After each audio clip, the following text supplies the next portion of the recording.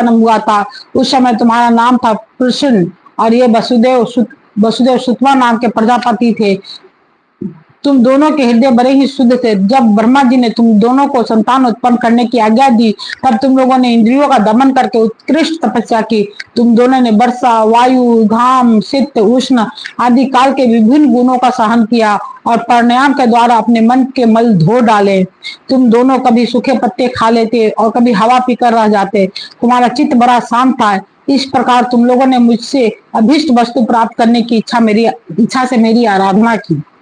मुझ में चित लगाकर ऐसा परम दुष्कर और घोर तप करते करते देवताओं के 12,000 वर्ष बीत गए।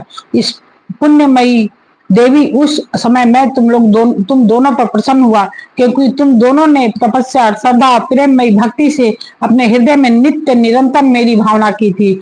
उस समय तुम दोनों की अभिलाषा पूर्ण करने के लिए वर देने वालों का राजा मैं इस रूप में तुम्हारे सामने प्रकट हुआ। तब मैंने कहा कि तुम्हारी जो इच्छा हो मुझसे मांग लो। तब तुम दोनों ने मेरे जैसा पुत्र मांगा। उस समय तक विषय भोगों से तुम लोगों का कोई संबंध नहीं हुआ था। तुम्हारे कोई संतान भी नहीं थी, इसलिए मेरी माया से मोहित होकर तुम दोनों ने मुझसे मोक्ष नहीं मांगा। तुम्हें मेरे जैसा पुत्र होने का वर प्राप्त हो गया और मैं वहां से चला गया। जब सफल मनोरथ होकर तुम लोग विश्व का भोग करने लगे, मैंने देखा कि संसार में शील, स्वभाव, उदारता तथा अन्य गुणों से मेरा जैसा दूसरा कोई नहीं है, इसलिए मैं ही तुम दोनों का पुत्र हुआ। उस समय मैं कृष्ण गर्भ नाम से विख्यात हुआ। फिर दूसरे जन्म में तुम हुई अदिति और वसुदेव हुए कश्यप। उस समय भी मैं तुम्हारा पुत्र हुआ। मेरा नाम था उपेंद्र। शरीर छोटा होने के कारण लोग मुझे वामन भी कहते थे। सतीदेव की तुम्हारे इस तीसरे जन्म में भी मैं उसी रूप में फिर तुम्हारा पुत्र हुआ हूँ। मेरी वाणी सर्वदा सत्य होती है।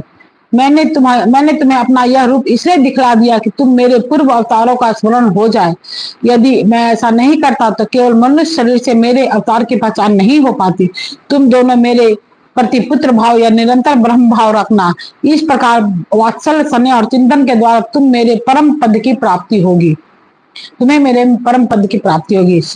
श्री सुखदेव जी कहते हैं, भगवान इतना कहकर चुप हो गए। अब उन्होंने अपनी योग माया से पिता माता के देखते देखते तुरंत एक साधारण शिशु का रूप धारण कर लिया। तब वसुदेव जी ने भगवान की प्रेरणा से अपने पुत्र को लेकर सूतिका गृह से बाहर निकलने की इच्छा की। उसी समय नंद पत्नी यशोदा के गर्भ से उस योग माया का जन्म हुआ, जो भगवान की शक्ति होने के कारण उनके समान ही जन्म रहित है। इसी योग माया ने द्वारपाल और पूर्ववासियों की समस्त इंद्रिय वृत्तियों की चेतना हर ली। वे सब के सब अचेत होकर सो गए। बंदीगृह के सभी दरवाजे बंद थे। उनमें बड़े बड़े किवाड़, लोहे की जंजीरें और ताले जड़े हुए थे। उनके बाहर जाना बड़ा ही कठिन था, परंतु वासुदेव जी भगवान श्री कृष्ण को गोद में लेकर जय ही उनके निकट पहुंचे त्यों ये सब दरवाजे अपने आप खुल गए। ठीक वैसे ही जैसे सूर्योदय होते ही अंधकार दूर हो जाता, उस समय बादल धीरे धीरे गरज कर जल की फुहारे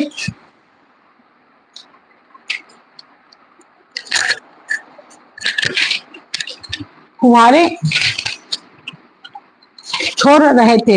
इसलिए शेष जी अपने फनों से जल को रोकते हुए भगवान के पीछे पीछे चलने लगे। उन दिनों बार बार वर्षा होती रहती थी। इससे जमुना जी बहुत बढ़ गई थी। उनका प्रवाह गहरा और तेज हो गया था। तरल तरंगे के कारण जल पर फेन ही फेन हो रहा था। सैकड़ों भयानक भंवर पड़ रहे थे। जैसे सीतापति भगवान श्री राम जी को समुद्र ने मार्ग दे दिया था, वैसे ही यमुना जी ने भगवान को मार्ग दे दिया।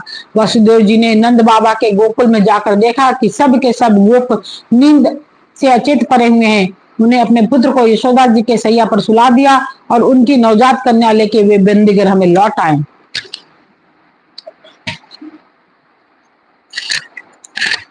जेल में पहुंचकर वसुदेव जी ने उस कन्या को देवकी की सैया पर सुला दिया और अपने पैरों में बेरिया डाल ली तथा पहले की तरह वे बंदी गृह में बंद हो गए। उधर नंद पत्नी यशोदा जी को इतना तो मालूम हुआ कि कोई संतान हुई है, परंतु वे ये नहीं जान सकी कि पुत्र है या पुत्री, क्योंकि एक तो उन्हें बड़ा परिश्रम हुआ था, दूसरे योग माया ने उन्हें अचेत कर दिया था।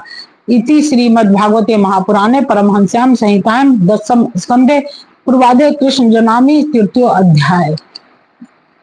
कृष्ण जी का जन्म